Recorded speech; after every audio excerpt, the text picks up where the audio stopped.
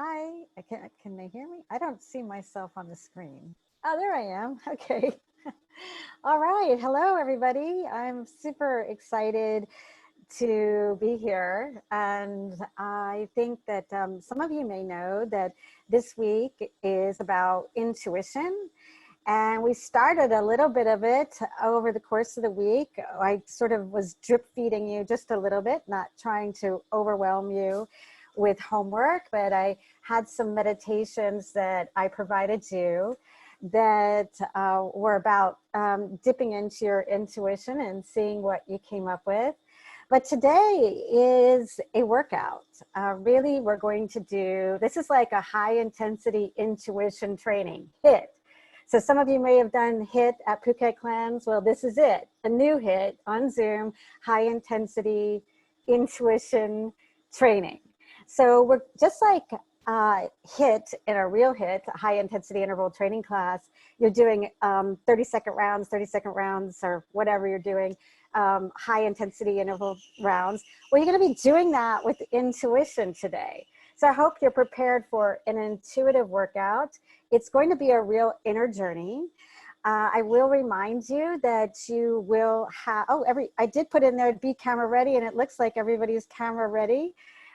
Just, you know, some people show up, you know, like in their bathrobe or naked, and I would call that not count, you know, as long as you're not naked. That's probably the only thing well, you can be naked, you know, I mean, we're all friends here. I guess that's okay too. But it might shock your partner if you show up on the screen naked. But yeah, so at some point you're going to be with a partner doing psychic readings. We're throwing you right into the thick of it. You will be doing psychic readings for someone. And it's going to be super fun. So I'm just really jumping right in because I have to just talk about a few things first to prepare you. And then we're going to jump into our HIT class, our high intensity interval training class. So I'm going to go through just a little bit of the homework because it'll be a little bit of guidance. So you guys saw this. This was my first way to drip feed the homework to you. And I was mentioning here that we were providing you with guided meditations. And I actually like what I wrote here. So I'm going to read what I wrote here. I said I was having a real intuitive download as I wrote this. So I'm going to read what I wrote here. I wrote, we are providing you 2 guided meditations for this week, page 33, that guide you deep into your intuition. And as I say, have a playful, receptive attitude. Don't tense up. Now that's the #1 mistake everybody makes when they're doing an intuitive reading. Everybody like, oh God, I got to get the answer for this. I got to get the right answer. They get nothing. You'll get nothing if you tense up. In these, I'm going to take you through some guided meditations to relax you every time you're about to do an intuitive reading for somebody. And the idea is to take you to nothing. I'd like you to be like mush, like a cloud. If there's any sort of tension, well, that's okay too. You just probably won't get the information, but it can come to you later, maybe in the course of the day or the course of the week. So I put that in there. I said, don't tense up and wait for all kinds of weird psychic experiences like you see on TV, like these TV psychics, and they're just downloading information, everybody's shocked, and or channeling. It's not going to be like that. It says the voice of the soul. This is when I think I was having my own intuitive download. The voice of the soul is subtle and diverse. It likes to speak to you in many languages and at random times, and often through other people or the sounds of nature. Now, I like this because some of you, we're going to do a lot of intuitive readings today. Like I say, it's a workout. And there's going to be times where you're just going to tense up. You're going to resist the information coming at you. But that's okay, because that just means that the information has a more fascinating, interesting way of coming. So you might go to a restaurant after this and the waitress says something random to you. And you're like, oh my gosh, that's the answer I needed. Or there's a t-shirt, you know, you walk by a kid in the mall. I don't know wherever you are, if you're allowed to walk in malls now, but somebody might walk by you with a t-shirt that says just the thing you need, or you might look down and see something on the ground. But that's the universe is constantly speaking to you every second of the day. You just don't really listen to it. But that's what's interesting. If you send the message out there, I want information on this, it will come to you. It might come to you right away if you're really, really open, but it could come through the voices of friends or random strangers or t-shirts or signs or TV shows or songs. So just be careful to watch your universe for the next several days, as the questions you ask today will be continuing to feed you answers. So as I said here, the intuition likes to speak to you in many languages and at random times. Oh, that's the thing. And at random times, yeah, it always just hits you when you're not expecting it, because that's the trick.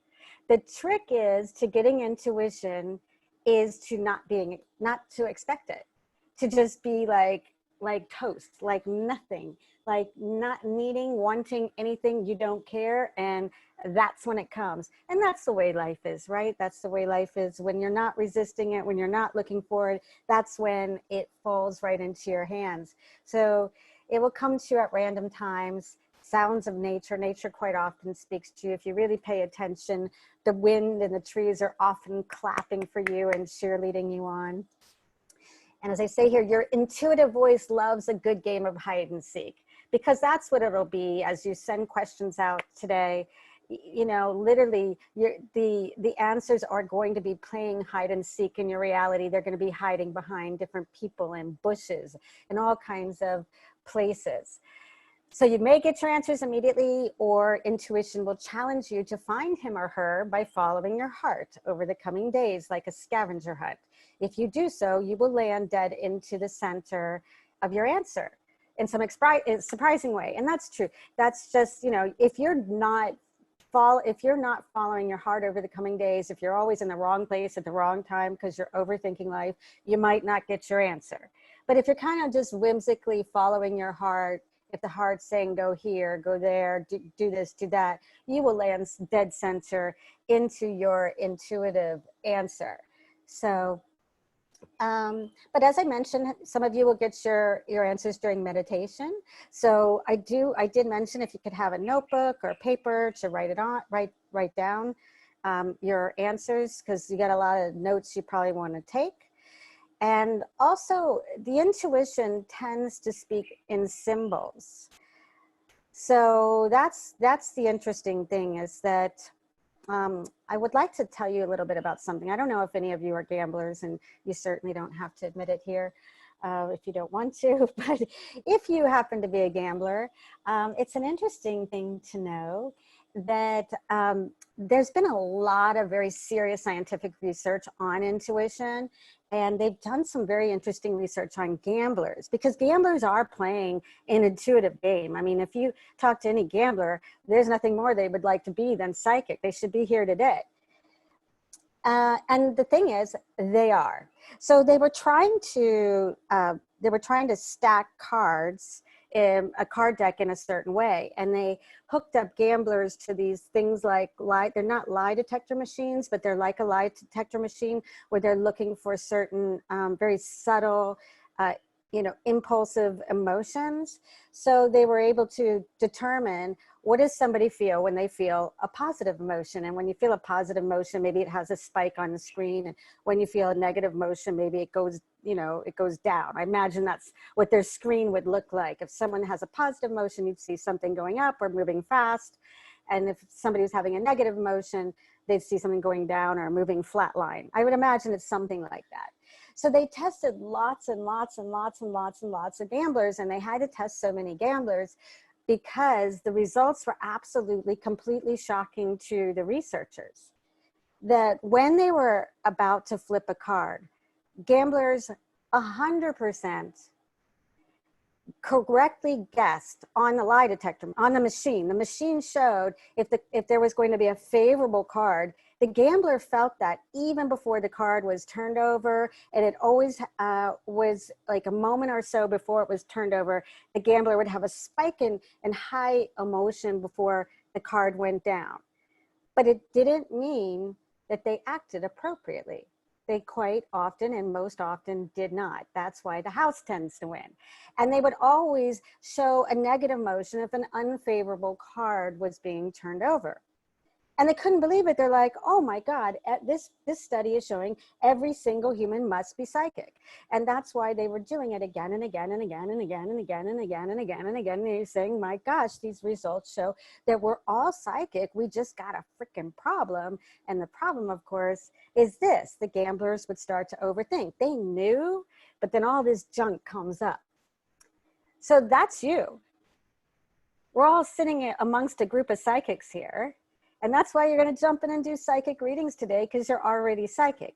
And so my job is to help you to remove the layers of bullcrap and static and history and stories and doubt. And, I don't know if I'm going to be able to do it in this short amount of time today, but wouldn't it be nice if I could remove all those layers? But some layers are even just your personal story, emotions that just keep coming up in your life, negative emotions, and you believe in those more than that truth that sits there. And it's the truth. No, and that's what was interesting about this study. The gamblers always knew a good enough time before the card turned over. Like they were surprised at the advanced warning that the gamblers actually had, and when they actually knew that it wasn't just before the card turned over, it was just a bit before. Now, I would say that you see this also in people that play high-risk sports like surfers, or I don't know what, there's all kinds of high-risk sports, I suppose, like that BMX biking, or maybe it's not BMX, those like speed motorcycles, if they're doing something like racing and you're pounding, and those kind of high risk sports where there's they're very, very dangerous. They find that those people can get into that state of knowingness and be at one with it. And that's when they do so good. They just move with the truth. They move with the truth, or maybe I should say the truth moves them. And maybe you can look at places or times in your life where the truth is moving you, because that's your thing. I don't know what it is. For me, quite often it's cooking. I feel like the recipes are talking to me and they tell me long in advance, I want to be this, I want to be that, please put me, this is who I am, make it like this. I'm more salty than that. I'm more spicy than that. I feel like the truth. So when I'm cooking, a lot of people ask me for recipes. I can't give you a recipe, because the truth is moving me. The recipes are speaking to me and I'm just their hands. Now I'm guessing a lot of you guys have things in your life where the truth is moving you, and that's your thing. That's your power thing. That's your go-to thing. And I really hope you do that as often as possible, staying in your flow, that flow state where 5 seconds before what the next move is, being at one with something. And the more you can move into those activities, the more you're going to move into those activities, in other aspects of your life, that knowingness. So let's see, let's do this. Okay. Yes. So this is kind of interesting about these gamblers, is what we know is, like sometimes in this class, I have you do exercises where there's like a speed round. Now don't look at this, because when we do it, I want it to be a speed round. So please don't read the questions yet, because when you do it, I want your first answer. I want that answer to come out of the mouth before, or on your paper before so don't look, whatever you do, don't look. I don't know how you don't look. But it's supposed to, oh good, we're just gonna change the slide. Oh no, it's still there, right? Oh, you don't see it now. Okay. I think we hid it from you. So basically I have a list of questions, and this is a speed round. And like I say, I do this quite often in the class. I'll give you a list of questions, or have a video exercise where someone's giving you a list of questions and you answer with the first thing that comes to mind, like as quickly as possible. You don't have time, because that way we can move a little bit closer to your truth and find your truth before your logic or your brain jumps in. So I would say maybe you do this maybe without writing, because writing is going to not be fast enough. It may not capture it. I mean, you could possibly grab your phone and record it if you want to record it later, so that you can see your absolute truth.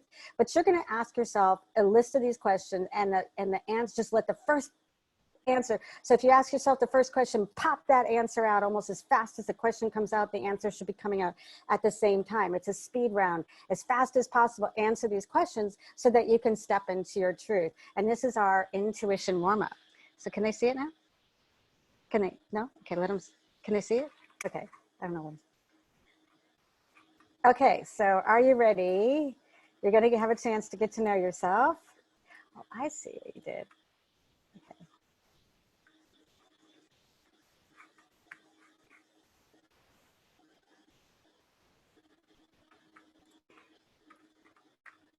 Okay. We overly hid this slide from you. We hid it too well. We can't even find it now.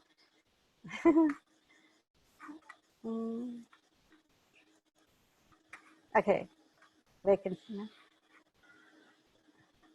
Okay, so ready, go.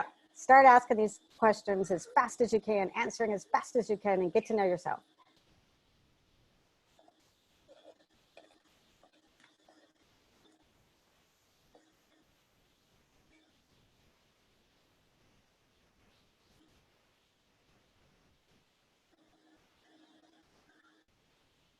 If the pencil's slowing you down and it's causing you to get into your head, drop the pencil. If you need to record it, grab your tape recorder. Yeah, this is 1995, a tape recorder.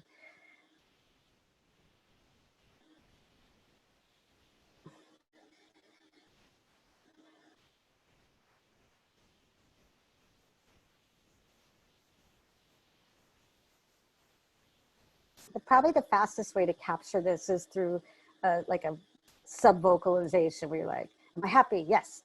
What makes me sad? Probably that's the fastest way to keep the brain out of it.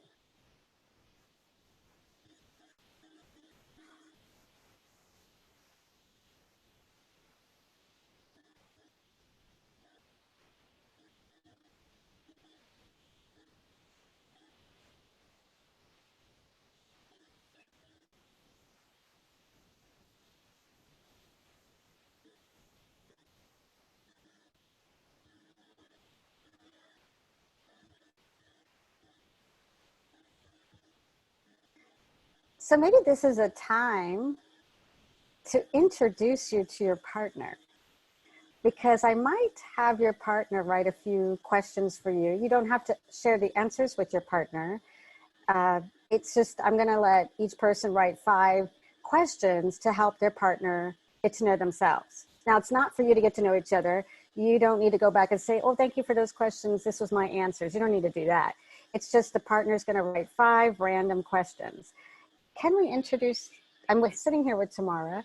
Can we introduce them to their partners now? Or what's the best way to assign them to a breakout room? Okay. So yeah, I think what we're going to do is go ahead and get you, we've pre-assigned some breakout rooms, and I'd like you to just say hello to your partner, just get to know your partner, share whatever you want to share. It's important that we begin to feel into each other's energy. In the science language, this is called quantum entanglement. I need to entangle you energetically a bit so that you can do some psychic readings for your partner. So just say whatever you want, talk about class, talk about whatever. It's no, and I'll give you an exercise to do with each other later. Now's just a time to say hello. So you just have a few minutes before we bring you back. We'll tell you when we're gonna bring you out. You're the first one back. I can't, Hannah's back. Oh, I know everybody. See who's gonna, Naomi's back, Lucretia's back. Well, okay. So you're coming out of the room. Is everybody back? Everybody's back? Okay.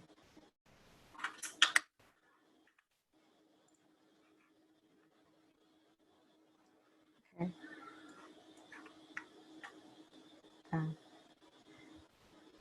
So in about 14 seconds, everybody will be back.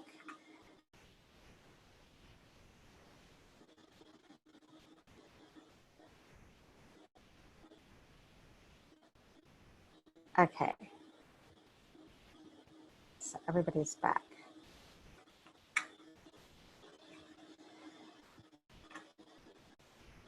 So I've lived out my worst fear. My worst fear was that I would have a technical problem, and I do. But somehow we might sort it. We have 2 rooms with 3 people in it, but I'd prefer those extras to get into a group of 2. This will be much better for everybody with a group of 2. Virginia. No. Okay. Yeah. So you might end up reassigned with another partner. So I just want to announce that now Janie and Virginia are together. So you guys might not have met, but you might want to look for each other on the screen, because that allowed us to put you in groups of 2. And the benefit of groups of 2 is you will have more practice, more activity, more action in groups of 2. And everybody's sorted, right? Okay. Can they see their partners? No. Okay. So the first thing is you are now going to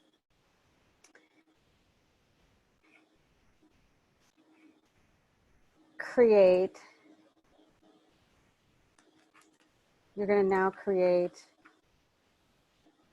next activity. It's not changing. Okay. Okay. All right, so you're going to be doing some intuitive work, as I mentioned. And this was part of the homework, so hopefully you guys have seen this. We provided you 2 meditations that took you on a little bit of a psychic journey. It relaxed you and took you into a library where you could get information. And a lot of people tell me when they do it, they get no impressions at all, no psychic impressions at all. And that's because they're kind of holding and wanting and waiting and tensing up. So I wrote in the homework here, before you do these 2 meditations that were in your homework this week, you would have had them earlier in the week. First of all, for you to ask yourself what subject you'd like intuition to provide you higher guidance on. And if you were, like the next question you see in part 2, I wrote, am I willing to go into the meditation knowing that answers will either come through my senses during the meditation or through life experiences? So I kind of wanted you to ask that question now to yourself. And the reason is, yes, you're going to do a number of psychic exercises today, but it's important to relax you and just ask yourself in this question, am I willing to go into the meditation knowing that my answers will come through my senses during the meditation or through life experiences in the days to follow? So if something comes up for your partner in the days to follow, you can WhatsApp them. We can connect as a group. You can connect with them later, because just knowing that the information might not come now, it might come through the course of days, can begin to relax you, because the key is to not tense up, because intuition is a flow. And just like those gamblers, the reason they don't get the information and they usually bet incorrectly is they're tensed up. If they could get so relaxed, they could feel that intuitive flow, because intuition is just an energy flowing in and out of you all the time. It never stops. But you're closed off to it somehow. So that's why by asking yourself these questions and being fine that the answer will come in divine time is going to open you to the flow. The next one is, if insight comes to me during my meditation, will I write it down? That's important when you're doing any kind of psychic readings for somebody else, or if you are doing something for yourself or whatever. It's important that you maybe use your phone to record it, because basically the idea when we do some intuitive exercises, the idea is that I am expanding you, kind of sending you out into the universe, moving you more into your light body, moving you more into your higher self. You're expanded out there so you can go out and get the information. But then you have to ground it and bring it back. Now, I know you know what I'm talking about because you guys dream. Every time you go to bed and you dream, you're expanding out into the universe, going out and getting all kinds of great intuitive information. But your job is to come back and ground it and interpret those characters in the dreams and those symbols.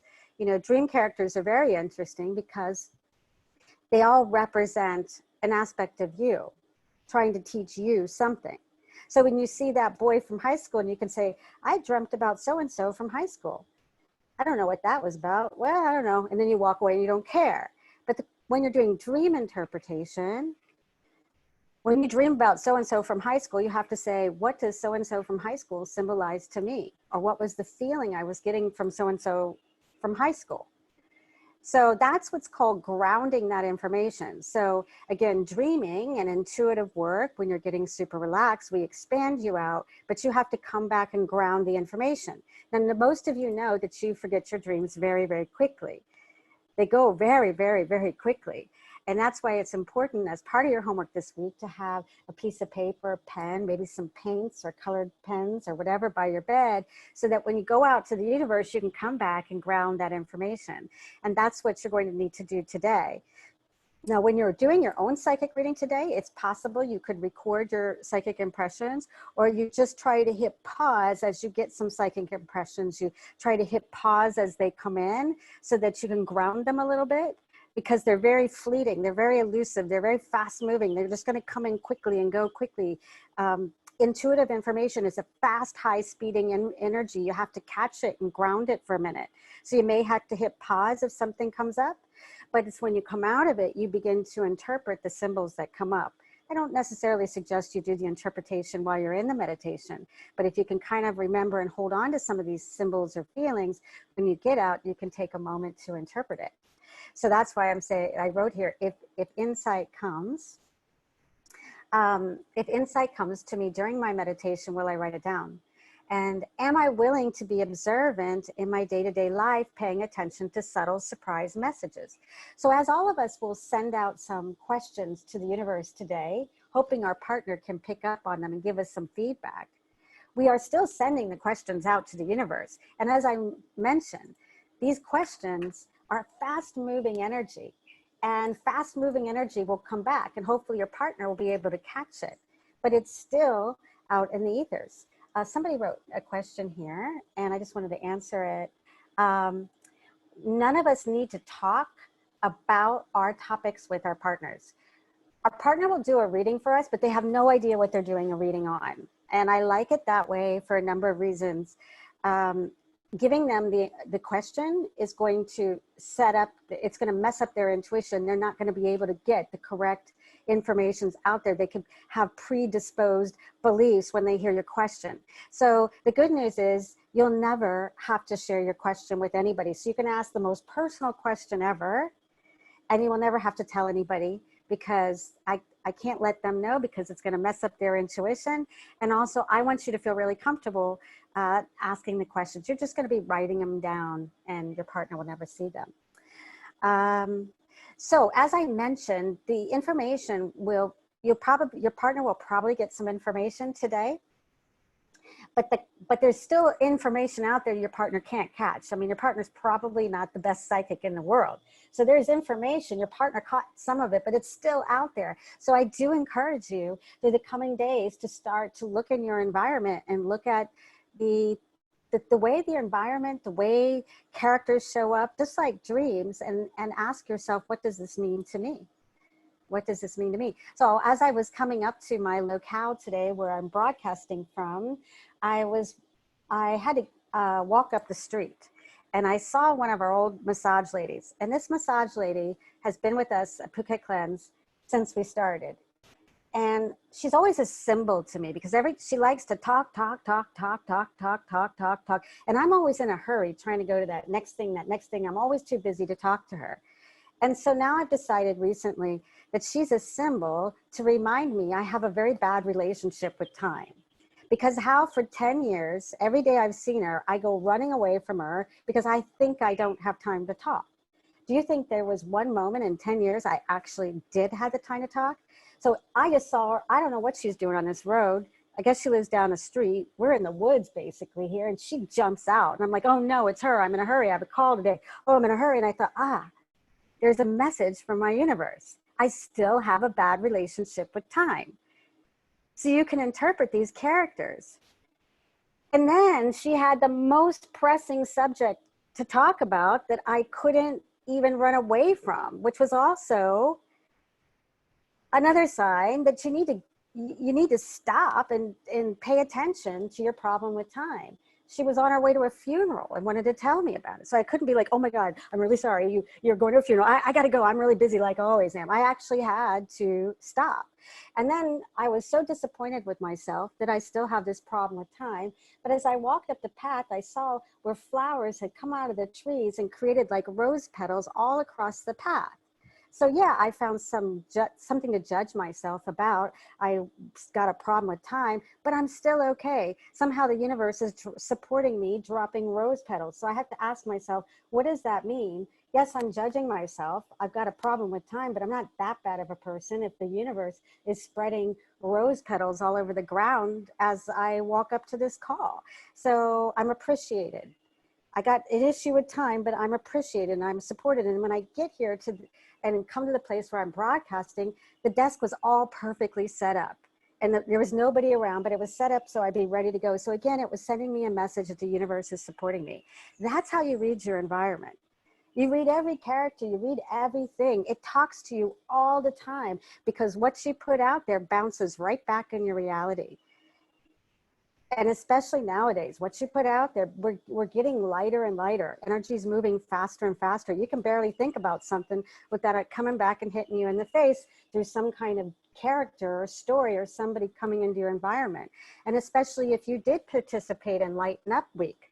If you participated in Lighten Up Week, your energy is moving so fast and you're in sync with fast moving energy that you can barely say a word without that thing coming back, or you can't say somebody's name and not think they're not going to call you in 5 minutes or instantly. You're going to see a lot of instant manifestation, a lot of synchronicity if you're doing things like the breath work, if you're doing things like the Lighten Up diet, or if you're doing some intermittent fasting.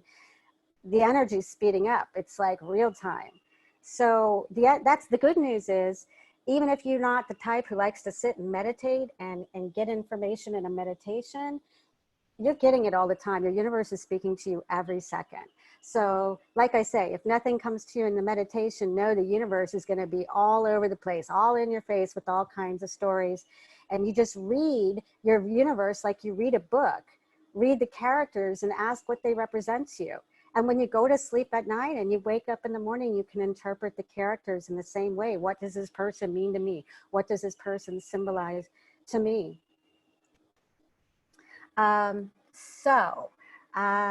Let's see. Do I understand that messages may come through other people, things I watch in nature, or absolutely anything? That's what I want you to understand, is that, and I keep saying it over and over, am I willing to make note of the answers as they come in? That's the thing about it. These characters and stories that show up in your life, they're all going to be there, but if you don't ground that information and kind of make note of it or tell somebody or try to read it. So, I was lucky. I was trying to read, what is this woman doing here in the woods? What does she represent to me? I'm reading what is the message here? And what are the rose petals sharing with me? What is this desk being perfectly set up say to me? You got to be willing to read it. It's great fun to read your environment, to read your universe like a book. So as I wrote here at number 3, these questions may seem silly and perhaps odd, but it is important you commit to being the observer of all the subtle energies and experiences coming to you through your life. It is important we really ground you with the questions to get you in the mindset of being willing to mine your universe for golden nuggets that abound. Now, your dreams are the same way. Your dreams have got some real golden nuggets for you. There's a lot waiting there in the dreams. The universe is pretty good too. And the dreams are just as good. So if you can start interpreting your dreams, and I don't suggest that you read a book on dream interpretation or go, I know everybody's like, oh, I dreamt about a bee last night. What does that mean? The thing is, your higher self made the dream for you. So you need to say, I dreamt about a bee last night and it stung me. What does that mean? Then you have to ask yourself, what does a bee mean to me? What does a bee symbolize to me? And keep going through it. It might take you a little bit to kind of realize what a bee symbolizes to you, because your message was designed for you to read. And if you go read somebody else's interpretation of a bee, that's their interpretation of a bee. Now, if you've exhausted it and you suddenly have a feeling like, I don't think the message is for me, let me feel who would be a good person I could ask that, and say, what is your opinion of a bee? If you saw what does a bee symbolize to you? You could ask other people if you feel your intuition is telling you to ask other people, or if you feel your intuition is really telling you to ask Google, then go with it. But first, always start with yourself, interpreting these symbols in the dream. And you will get some very good, information. I'm pretty good at it. I've been at dream interpretation for about 15 years. And I had a dream the other night I could not interpret. And just today, it took me 5 days to finally realize what it was. I had a dream of all these old Phuket Clan staff coming, and they were all visiting me, but they were like disrespecting me. I was like, this is weird. I'm used to, being respected, but I don't feel disrespected in my daily life. So normally you would think I dreamt about the old Phuket Clan staff disrespecting me, because I'm being disrespected in my daily life, a very linear interpretation. And I was like, I don't get it. I don't feel disrespected. I don't know why I dream about it. I feel like I'm getting decent respect nowadays. It's not a problem I have. So this went on for days and days and days, and it finally hit me. Those characters were projected by me. I dreamt those characters. They're versions of me looking back at me. They're mirrors of me looking back at me. So the message was, you're disrespecting yourself. You're not showing respect to yourself. But it took me days. So you have to look at these characters. You're not dreaming about anything so linear. All of these dream characters are representing you with a mask on. So if I'm dreaming about old Phuket Clan staff, I could say, well, what does that person represent to me? And I might get the message right away. Or I could say, what is that person reflecting back to me? And then I saw disrespect. I'm not respecting myself. And then the message hit me when I was going through all that self-judgment about not wanting to talk to the massage lady down the street, that I was beating myself up. I still don't have time for her. What's wrong? I've had this problem for 10 years. So I know you're just going to have to get in there and dream. I could just keep yapping about dreams. If you need help with your dream interpretation, that's actually my favorite subject, helping you interpret the dreams of your day-to-day life, the characters in your day-to-day life, because they're just reflecting you too. If you go to a McDonald's, not that anybody here would be in a McDonald's, I don't even know why I brought that up. If you go to a McDonald's and the guy across the counter is disrespecting you, he's reflecting you. That's a symbol that you at some level are maybe disrespecting yourself. Maybe you need to look at it. Or if he's respecting you, that's a good sign too, that you're respecting other people and yourself. So start to read everybody, all the casted characters and messages that come in. And, if you have a problem, I'm more than happy to help you. Just drop me a WhatsApp and tell me some crazy random thing that happened. And we'll try to see if we can figure it out. What's the message in it? So, yeah. And as I said, those meditations I provided in the homework on Tuesday that you got, it says you can do the meditations again and again with different topics. They're very relaxing. I also suggest you go in and do the meditations with the intention of getting guidance to support a friend or family member. So most of us, when we go into meditations, we ask questions for ourselves when you do an intuition meditation. But you can go in and say, I just want to get a message for my family member or friend when I do this meditation today. And it actually will be a lot easier because you won't be overly attached to it. So you'll be more likely to have a psychic experience if you aren't doing the meditation for yourself. It's where for yourself, you can kind of contract and tighten up. But when you're doing it for other people, unless you're overly involved and you have a sticky relationship, it should flow pretty easy. And that's the key word here. This is all about flowing information and kind of catching it. So yeah, that's often the best way to start. And that's why I'm having you doing some readings today for random strangers, because you're not overly attached to their situation.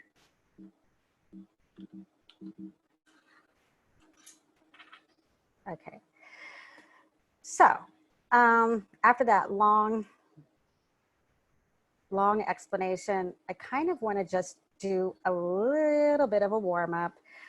This will be useful for one of the meditations we do today. I hope, it's my goal that every week I revisit those core desired feelings so you continue to look into the energies that you're trying to bring into your life. It's not about the physical manifestation, it's about the energy and the feelings that you want to bring into your life. And we will use these feelings today, just like we used the feelings in the last event, last Saturday. So I'd like you to first go to this list here and start writing words that light your heart up. You'll see a list of all kinds of words. And I think you all got it. We gave you in the pre-call. We asked you to have that list ready and just have fun scrolling through that list of words. And as you see in the instructions, it says, after you just kind of go through words and you find words that make your heart swell, that make you light up, that make you feel good, that make you feel excited, just write that word down. And next to each word, at some point, you can write, you can put a rating next to each feeling. And you can rate it from 1 to 5, with 5 being the highest, meaning your heart's really swelling when you read that word. And this is going to help us to identify some core desired feelings. And then next, we're going to take those words and put them into categories, into the different categories of our life. Where would we like to see those words in what parts of our life? So I'll give you time to do this. I'm going to put this up for right there. So you can see in the chat, if for some reason you didn't see the message prior to the call, Rita had posted in the chat the link to that list of core desired feelings in case you need to look at it.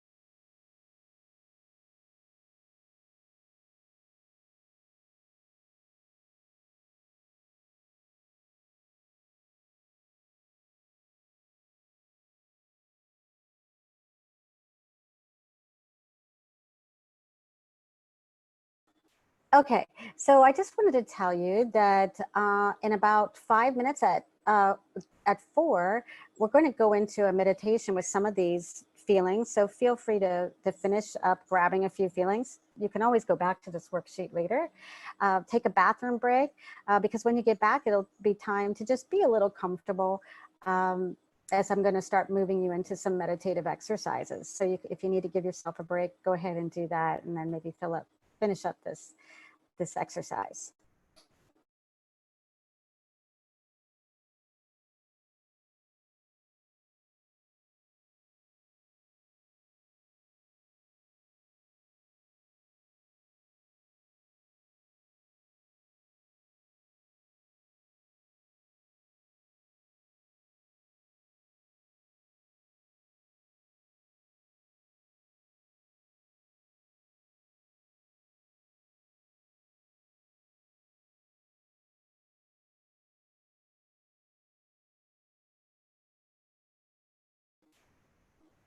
Sorry, I forgot you're not all sitting here in Phuket with me.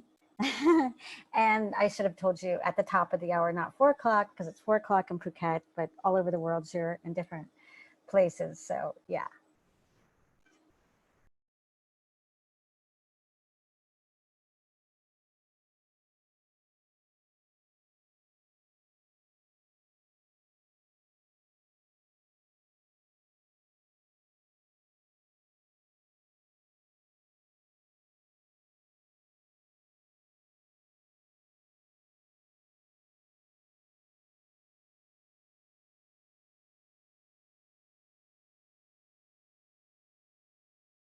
Areas of your life. So now we're going to just really start moving into feeling them. So next slide.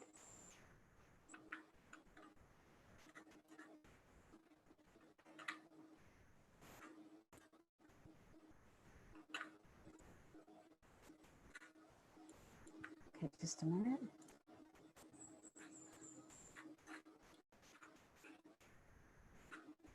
Okay, so first of all, there's the way, remember about those gamblers I talked about and how they're getting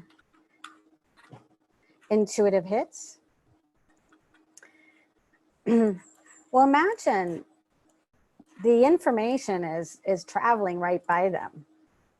And if they were actually to go get, psychic training as a gambler, suddenly every gambler learned that they are psychic, they'd be like, well, how do I feel the answers? I mean, if I'm really feeling the answers a minute before the card is shown or 30 seconds before the card is shown, how can I feel that answer? Why am I so cut off from that energy, that truth that is obviously hitting me? So you would tell the gamblers that, well, you catch the information in multiple different ways. Some people are what's called clairsentient, and you might want to write this down. Some people are clairsentient, and they capture by a feeling. They feel happy, they feel sad. So imagine that gambler, he may feel a sense of happiness.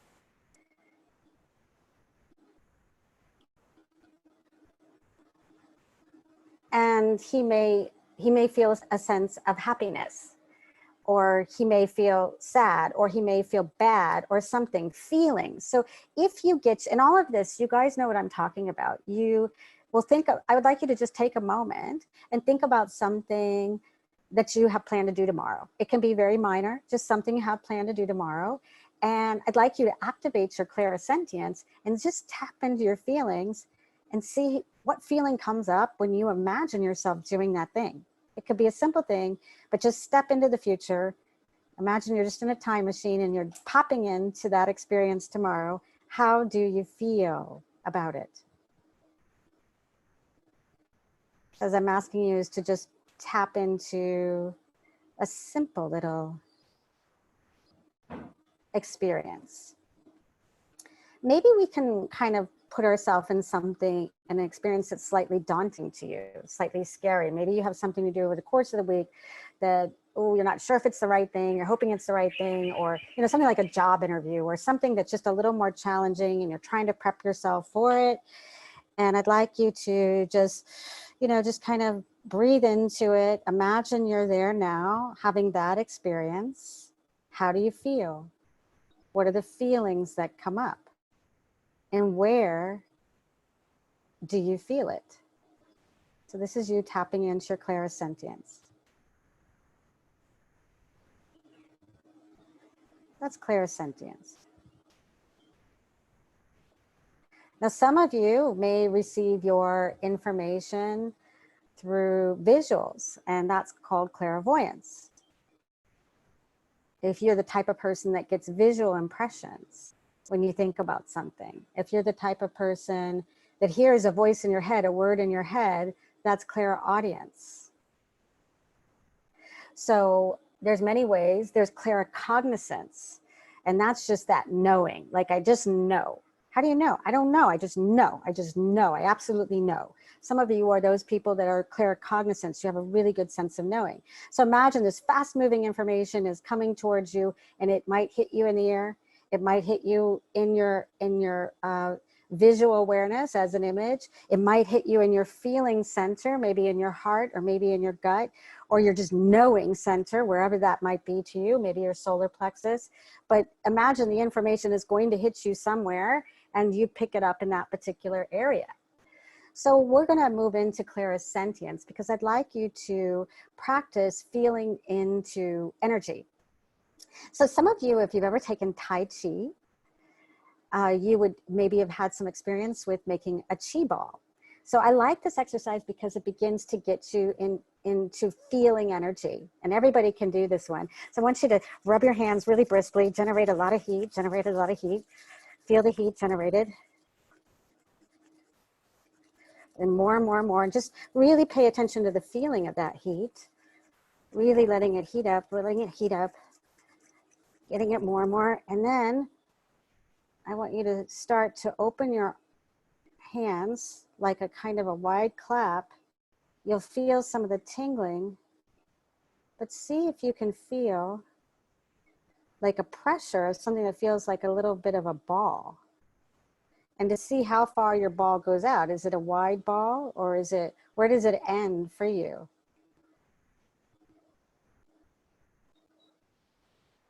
Maybe you can find the border where you feel this pressure. And then I'd like you to revisit and do it again. I'd like you to make another ball. And if you breathe, if you do some good breathing work, it brings more energy into your aura, into your biofield. So you have more energy to build a ball with. If you're breathing through it, just focusing on the energy, becoming an energy. And the idea is to move your awareness to the energy, not to all these other things you're thinking about. Just becoming energy and go back to feeling the ball. Moving your perception, your awareness to the ball. And the idea is to train your awareness to go into the subtle energies so that you can start feeling energy. Maybe your ball's a little bigger, a little more solid this time. And we're going to do this last round, but this ball is really important because I want you to take one of those emotions that you identified in that core desired emotion list, the one that was maybe most exciting, that you have an exciting word, and you're going to put that energy in the ball and feel into that emotion and become that emotion, because that's the trick to manifesting anything, is to be able to become the energy of that emotion. And so when you're ready, you can start to feel that. Breathe into that, become that energy, and then you can just make your ball and see if you can project that energy into your ball of the feeling.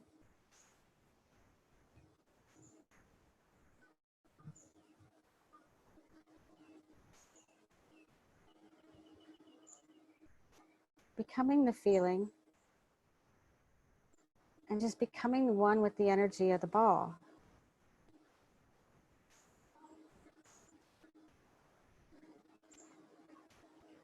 Now, I know everybody can do this because everybody can act. Everybody can act something. You can act surprised, you can act happy, you can act sad. If you can act, even for a second, you can become that energy and move it into the ball. So you're actually holding a ball of that energy, and pay attention to it. If that ball is enthusiasm, feel a ball of enthusiasm.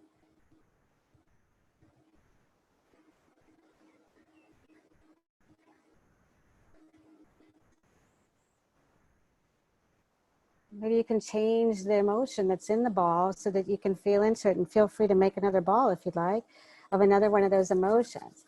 But this is a real key to your manifestation, is to be able to really feel the energy, become the energy, project the energy, and the manifestations that would exist in that energy will come to you. So maybe make another ball, really focus on what it is to feel your clairsentience, to feel energy.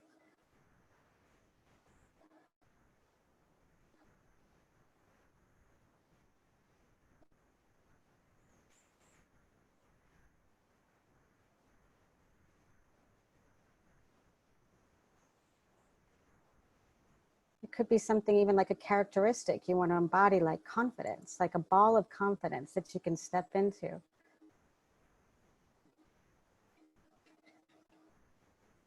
So all you're doing is training your awareness to feel your clairsentience, to feel the energy of emotion and to project it. And now that you've done that exercise, I would like you to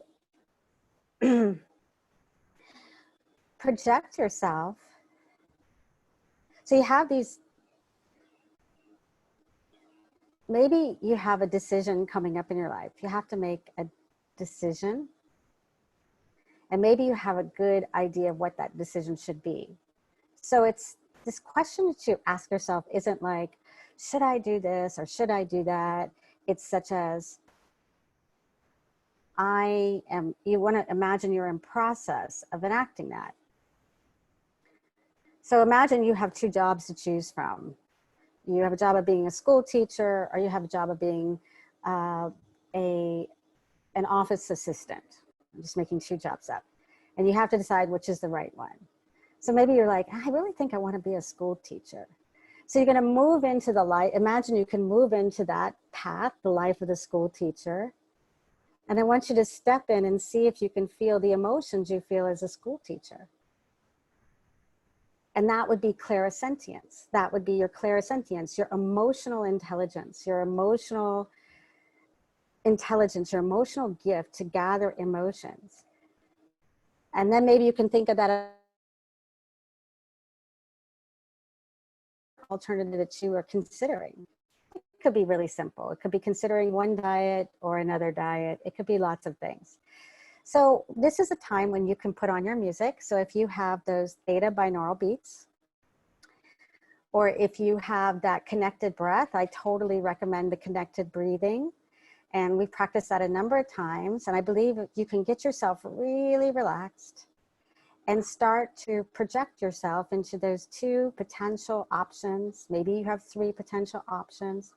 Doesn't have to be the biggest decision of your life. It could be minor decisions. Where am I going to go to dinner? Am I going to go to the pizza restaurant, or am I going to go to the, I'm going to go to the fish restaurant. You may have two options, and you could project yourself at the fish restaurant and project yourself at the pizza restaurant and tap into the emotions and feelings that you feel. Tap into that emotional intelligence. Now, let me just tell you what may happen and probably will happen is your other dominant intuitive abilities will probably come step in. So if you're clairvoyant and you tend to see images as intuitive impressions, you might just get an image that will pop right in and you can't even really feel the emotion. Now, I want you to practice clairsentience, feeling into the experience, but it's a very good chance that if you're clairvoyant, an image could pop in and that gives you your intuitive information. If you're clairaudient, it's possible you'll hear a voice in your head. Don't go there, or you're gonna love the fish, or whatever. So there's, different, or you can just get a sense of knowingness, or you could get like, you could get perceptions on your skin. Some people feel things on their skin or their taste buds, or they get their physical sense of touch is activated. So I'd like you to practice clairsentience and see if you can feel the emotions that you would feel in that situation. But more than likely, your dominant intuitive gift is going to overshadow it. See if you can push it away and see if you can keep moving into clairsentience. But you can use still the dominant intuitive gift. It's definitely useful, but I'd like you to focus on clairsentience.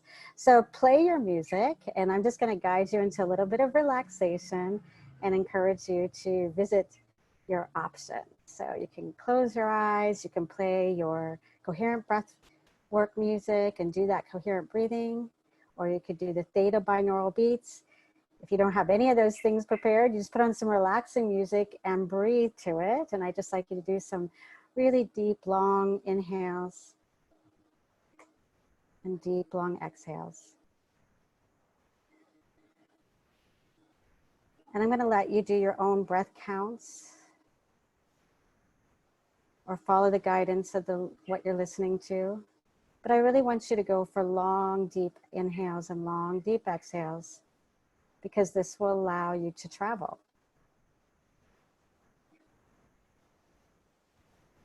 Because when you breathe deeply, you become light. And just let your mind just kind of fall asleep as it does at night. Because when your mind gets out of the way and you get kind of dreamy and sleepy, you can travel.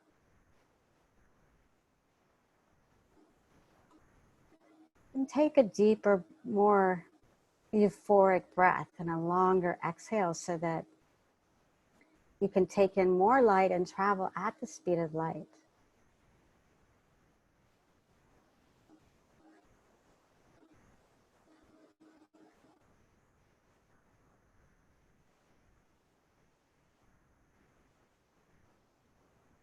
When you're feeling quite dreamy, you almost feel like you are falling asleep.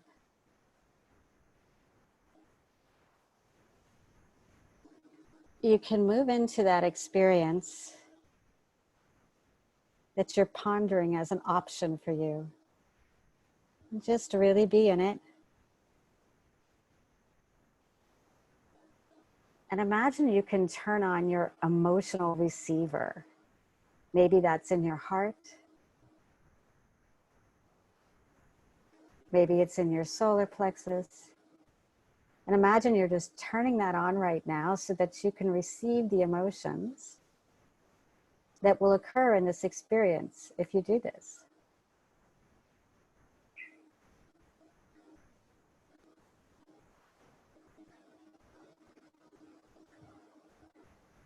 And just as you are opening, relax deeper, fall asleep more, so you can be open to receive.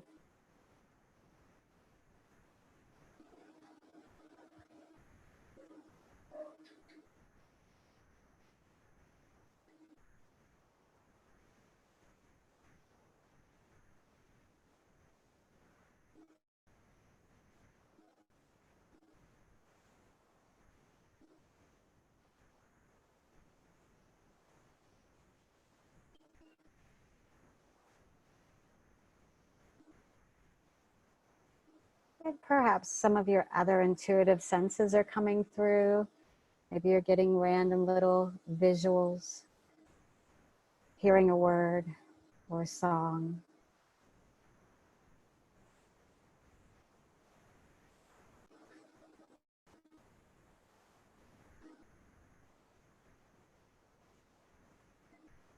And now it's time to begin to pull out of this particular experience and move into that other option.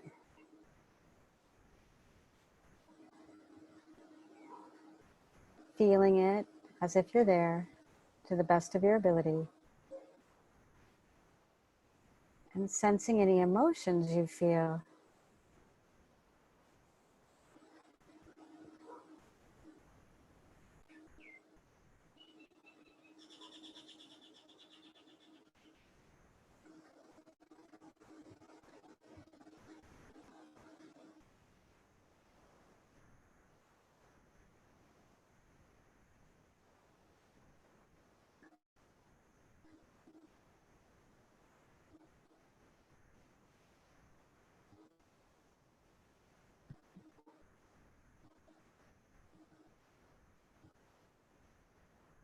Noticing where the emotions might sit. Of course, welcoming any other perceptions from your various intuitive gifts.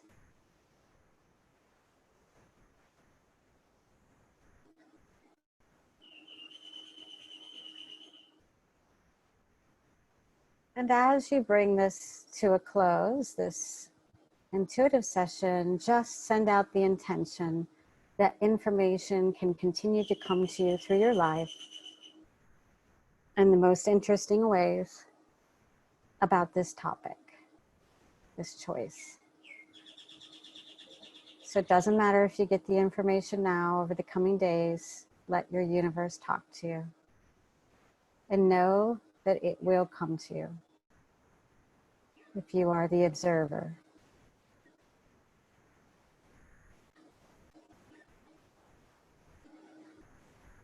Okay, when you're ready, you can come back to this space and time.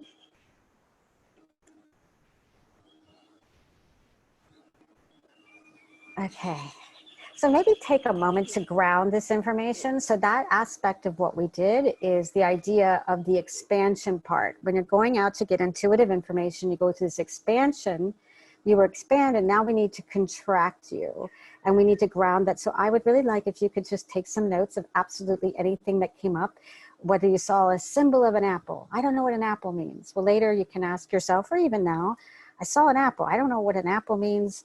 What does an apple mean to me? Maybe you felt just some very straightforward emotions. Maybe you heard a random word or heard a song.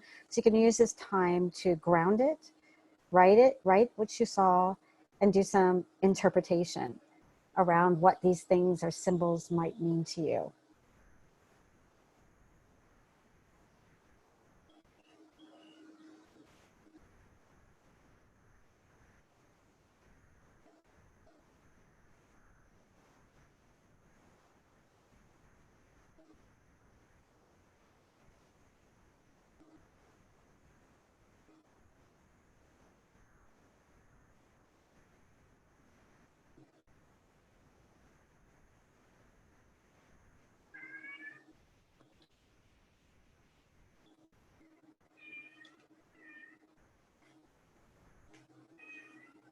Okay, so that's clairsentience, feeling into your emotions, tapping into your emotional intelligence, just using that as in your daily life. It may not be your preferred sense to use for information, or it may be, but just know it's there.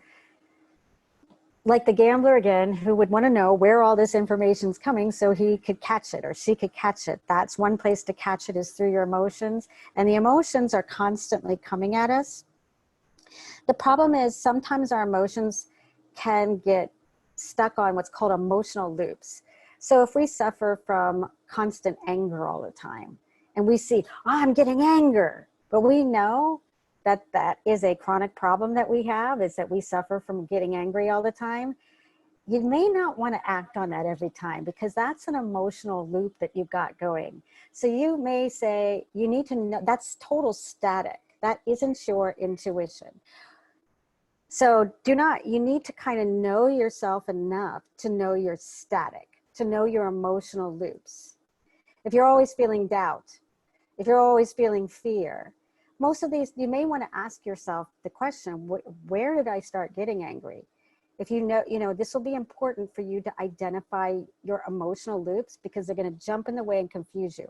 I've had people who I've taught this exercise to, they felt anger and they're like, God, thank God you told me to pay attention to my emotions, because I went and told everybody off.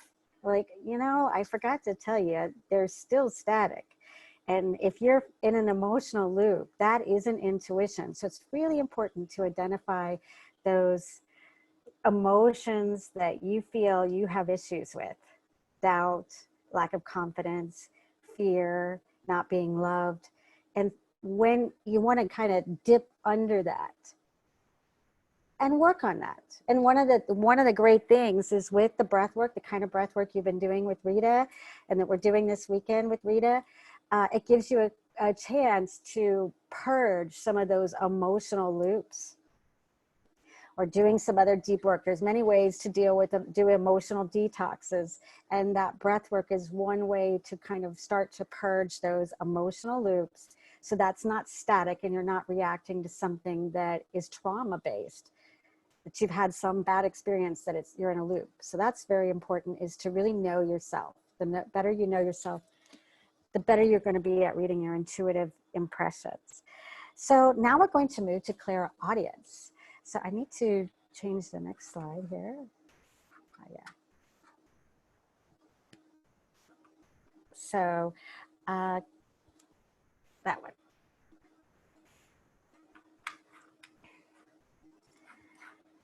So clairaudience is that voice in your head. You sometimes hear a word in your head, or you hear a song in your head, and it's coming from the temporal lobes. So the temporal lobes are right here on the side. It's the lobes of our brain that control our hearing. So I'd like you to take a moment, and I would like you to imagine these temporal lobes on the side of your head. There, you can see in the picture the temporal lobes. So that's where you hear the voices in your head. But I'd like you to take a moment to feel into that, the voice in your head. And I'd like you to ask yourself some of those security questions that you ask yourself when you get locked out of an account. And it says, who was your childhood best friend? Who was your first school teacher? What was the brand of your first car? What was your first concert? Who was your first love? What was the name of the street you lived on when you were a child? What was your mother's maiden name? All those security questions. So I'd like you to take a moment and just ask yourself like 5 or 6 security questions and wait for the answer so you can begin to hear where that answer lies in your head. So just take a few moments and ask yourself some security questions.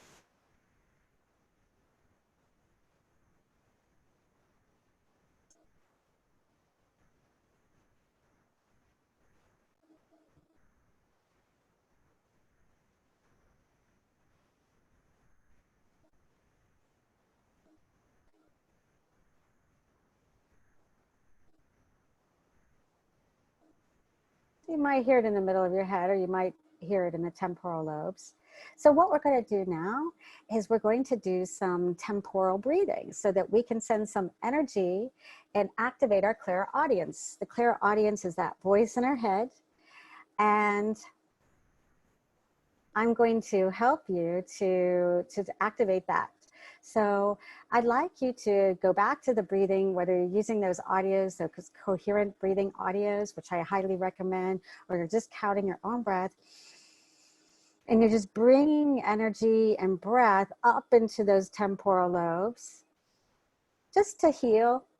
This will also improve your hearing. This will improve your brain. And just breathing in for, say, a count of 6 and exhaling for a count of 6, doing some nice coherent breath work, breathing into those lobes, closing your eyes and just breathing into those lobes. Feeling that the brain energized as you're sending energy to it.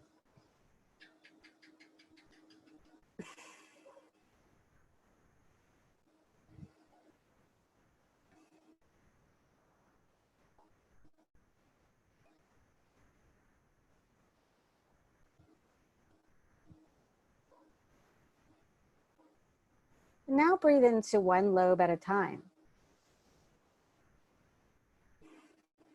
Energizing one lobe at a time.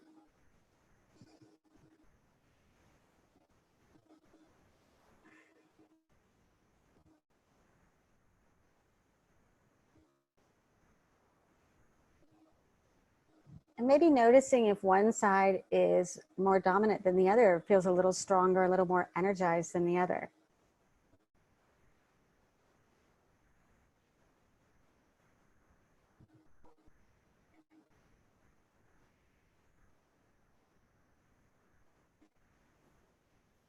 I think this is when I want to text them.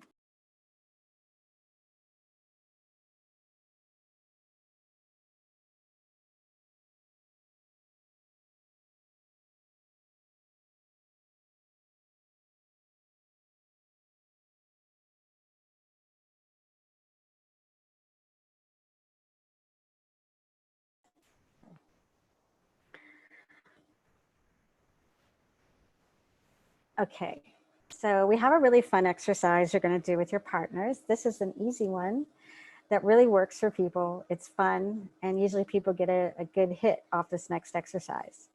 So I would like each of you to write a very clear intention with a lot of specificity to the universe. It could be something like, I want, my desire, or you could say something like, I'm living in a house that I own and that's paid for, and it's on the water, and it's really comfy inside and has good heating and or air conditioning, and it has like just any intention. It could be even, if many of us, many people are out of work now, and so it could be, I'm in a job that I love, doing such and such, making such and such in this location, or I'm in a relationship with this kind of person with this characteristic and that characteristic and that characteristic and that characteristic. The more you can stack in specificity, the better. So we're really getting clear on your intention. And, you know, to come up with this intention, also you can tap into one of those core desired emotions to test against your intention. You might have a well-organized intention with lots of specificity, but possibly you should see, does it match one of your core desired emotions? Is it in that same energy? If not, maybe you don't, maybe you have a conflict here. Maybe your brain is asking you to have this manifestation, but your energy, your truth, your emotions are asking you to have something. So you should just kind of test it against each other. Once you have that very clear intention, you can kind of merge it with one of these core desired emotions and see if they match. Does this manifestation live in this energy that I've identified as a core desired emotion? So then you know it's your truth. Then you know it's a manifestation that really represents your truth, represents the energy and the emotions you want. And that's important so that you start living that emotion, that manifestation will start to be attracted to you. So you have your very clear, specific intention, and you're going to go into a room with your partner, and you're not going to tell your partner your intention. You never need to tell if at the end you want to tell your partner your intention, you can, but it's not at all necessary, expected in any way. You just have it written down, that's for you. Now, you and your partner are going to take turns breathing into the temporal lobes and waiting till a song comes in your head, inviting a song to come into your head. And when a song comes into your head, you just tell your partner the name of the song. And your partner's job is to look up the lyrics and see what messages would be relevant to them achieving that manifestation. So there's messages in every song, and there's little pieces of wisdom in every song. Now, your partner's not necessarily going to tap into the lyrics for you, or maybe they'll just tap into a lyric of a song, and then you guys will figure out, oh yeah, I know that song, it's such and such song. But I'll set this up again for you. Step one, you're going to get into the room with your partner, and you're going to take turns doing the temporal breathing. So I might first be the psychic reader. So my job is to feel into my partner's intention, breathe into the temporal lobes, and wait till a song comes up, a title. And then I'm going to tell my partner, this is the song that came. And your partner can write down that song and later on look at the lyrics and see what messages abound for him or her in the song. And then partner B will do the same. The partner B will then feel into partner A's intention, that which is written, breathing into the temporal lobes, activating the temporal lobes, and waiting for that song to pop into his or her awareness. And again, you'll share the title of the song, or if you only get a line from the song but you can't remember the title, maybe the partner will be able to help you with the title of the song. And then you will go look up those lyrics when we get off the call and see if there's some message in it for you. So somebody's asked me a question. Let me just try it. Yes, somebody asked if you should write the intention as if it's something you want or something you're in now. I would write the intention as if it exists now, so that you're really feeling the energy of the isness of that experience. That's what I'd like you to write. Not, oh, I really want, because what your partner may tap into is lack. When you write down, I want to have a house and I want to have this, your partner may not tap into the house, they'll tap into the lack, because when you say I want, you indicate it doesn't exist. So you want to tap into the isness of it. And somebody asked, do we use one of the intentions we've been using in our focus wheel, our vision board?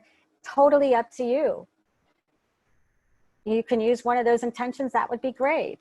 That's great. You've done a lot of work around it, but if something just popped into your awareness today or yesterday and you have a whole new desire and intention, that's great too. Whatever you want to write about is fine.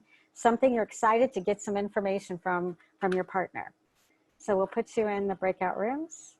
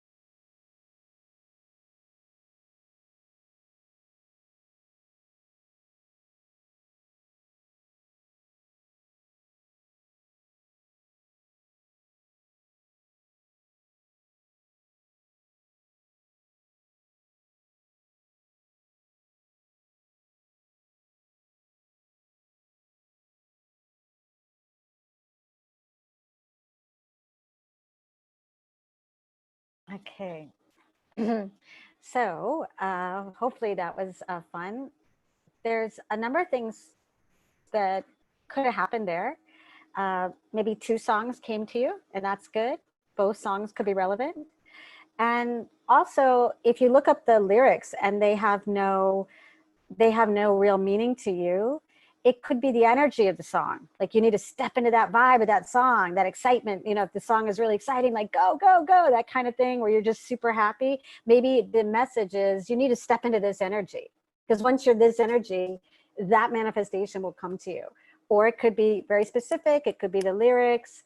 Like I said, 1 or 2 songs could come up, but that's just a fun little exercise that most people can get some kind of hit.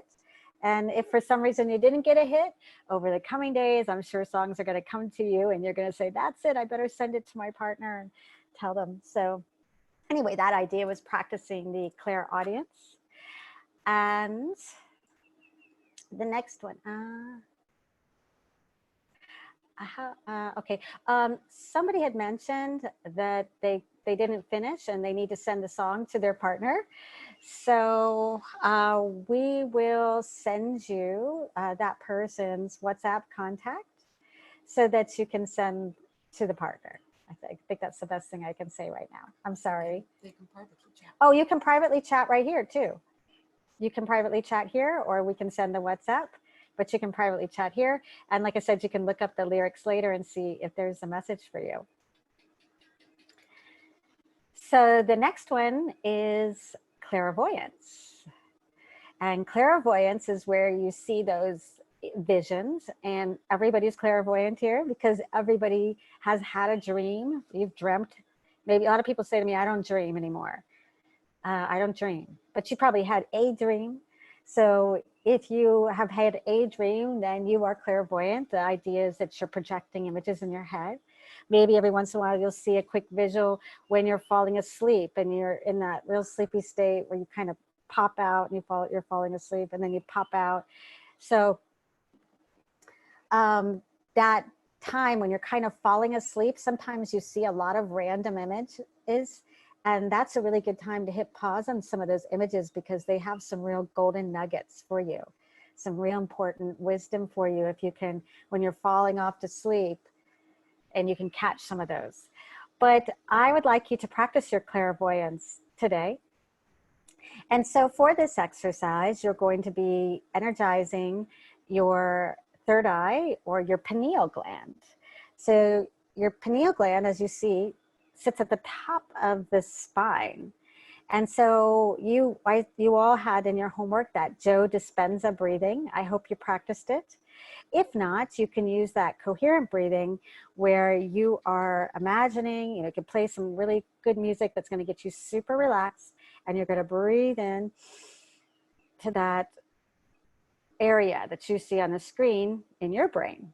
So you're going to breathe in and you're going to re-energize that third eye. You're going to activate the pineal gland. There are many health benefits of activating this gland, because when you actually do energize it, if you bring oxygen to it, you produce a lot of downstream chemicals, serotonin, melatonin, DMT, lots of really good, it activates the pharmacy in your head.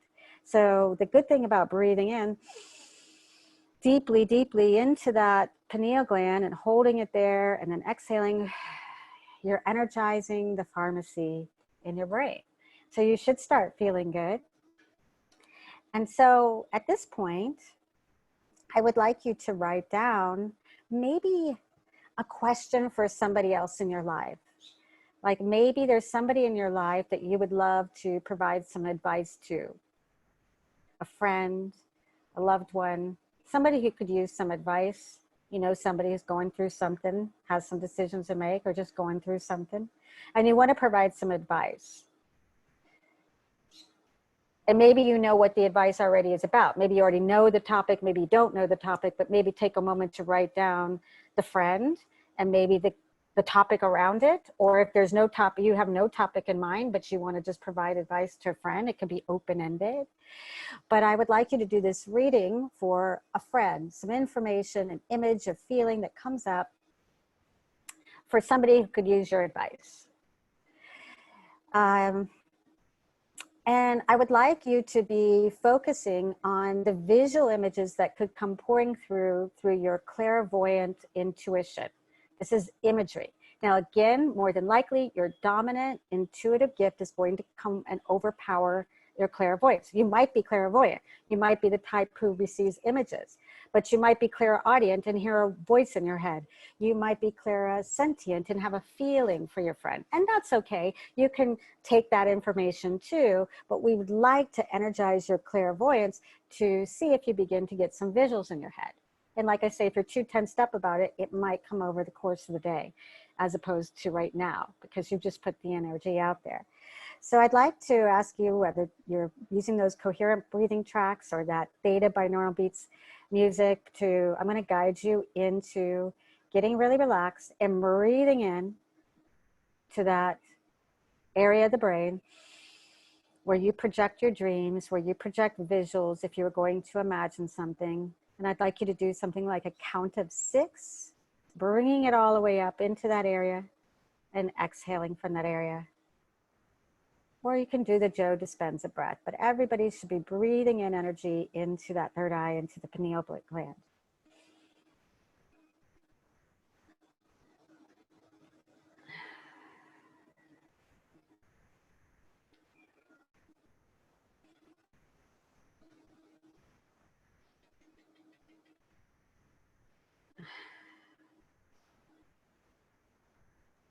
And kind of getting, really pushing that energy, that breath, that oxygen up in there. And I suggest breathing through the nose, because the nose breathing really activates that pineal gland. You can actually feel the pressure of the oxygen up against that center part of your brain when you take a deep nasal inhale.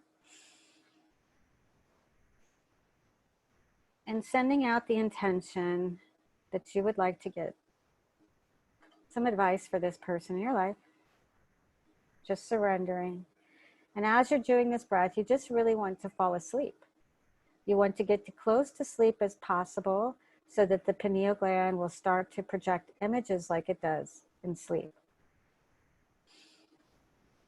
Now, it's not that easy to fall asleep all of a sudden on a dime, but just let yourself go and give yourself the rest you need now. Taking a little cat nap. Breathing in through the nose and then just falling asleep in the exhale. And just letting it go, having no intention or desire at any point now. Becoming a blank slate so that your higher self can project images into your third eye.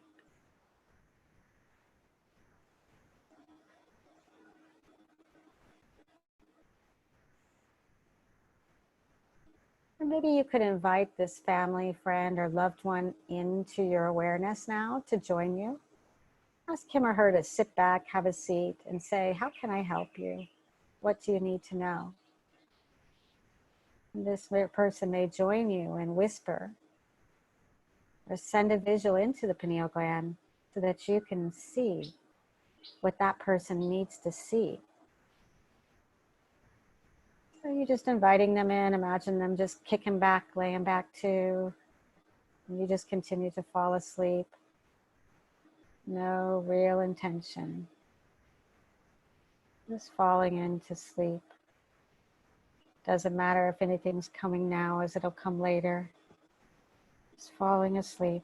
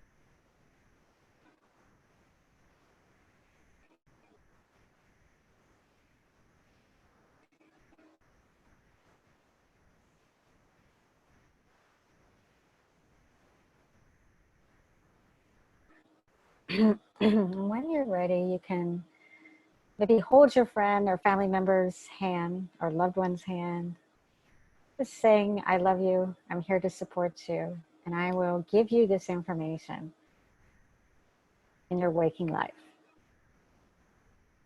And I hope you'll accept it. And that will be useful.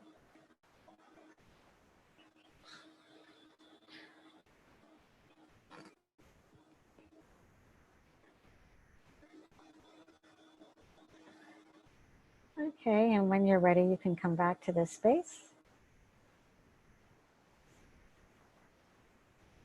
Okay, so I would like you to take a moment to ground any impressions. If you could quickly write them down, because they are fleeting, they are fast-moving energy. So if you take a moment to write that down, and you can maybe interpret some of these things that after the call, like you might have some images that come to you that make no sense. And if it doesn't make any sort of sense, you can tell your friend or family member about this information. Say, I did a little meditation. My goal is to give you advice. I got this vision, but it means nothing to me. Does it mean something to you? So if it really doesn't mean anything to you, then the message is for that person.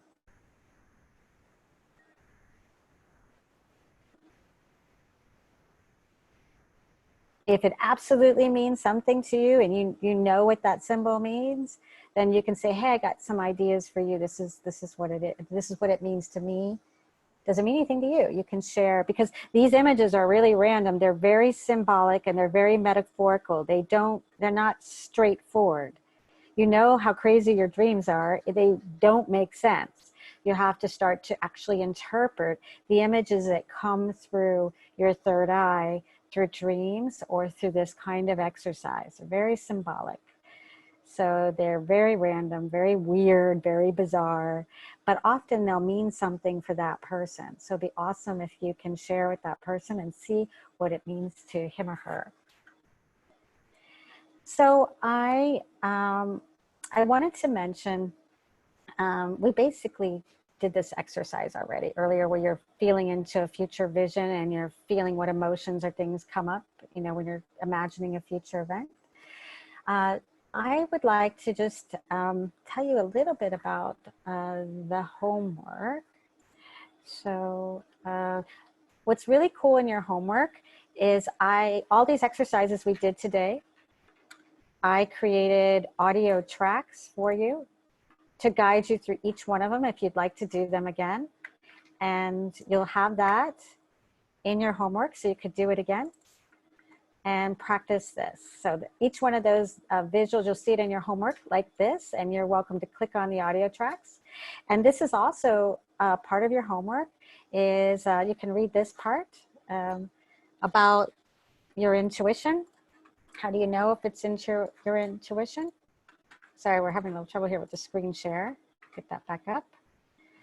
And that's in your homework.